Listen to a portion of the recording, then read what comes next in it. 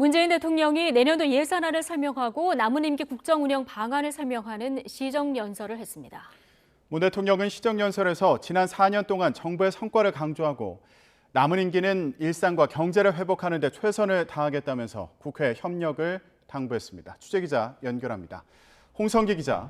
네, 홍성기입니다. 네, 오늘 시정연설, 문재인 대통령 임기 마지막 시정연설이죠? 네, 오늘 문재인 대통령의 시정연설은 임기 중 6번째로 마지막 시정연설입니다. 문 대통령은 시정연설 앞부분을 지난 4년 동안 이룬 정부의 성과를 강조하는 데 할애했습니다. 특히 임기 6개월을 남기고 마지막 시정연설을 하게 돼 감회가 깊다며 지난 임기 내내 국가적으로 위기의 연속이었다고 말했습니다. 취임 초에는 일촉즉발의 한반도 전쟁 위기 상황을 극복해야 했고 일본의 수출 규제를 비롯한 보호무역주의 등 급변하는 국제무역 질서에 대응해야 했다고 밝혔습니다. 또 최근에는 코로나 대유행에 맞서 국민의 생명과 안전을 지키는 데 모든 역량을 집중해야 했다고 말했습니다. 문 대통령은 아직 위기는 끝나지 않았다며 남은 임기는 마지막까지 위기 극복에 전념하겠다고 강조했습니다.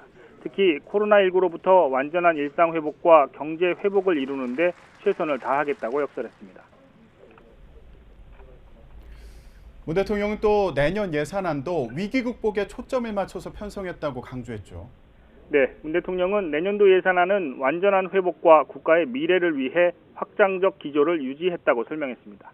코로나 위기 국면에서 확장 재정을 통해 경제와 고용 회복을 선도할 수 있었다는 겁니다.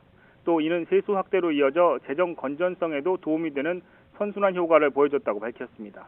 문 대통령은 그러나 아직 완전한 회복을 위해 가야 할 길이 멀다며 내년에도 재정의 역할이 클 수밖에 없다며 확장 재정의 역할을 필요성을 강조했습니다.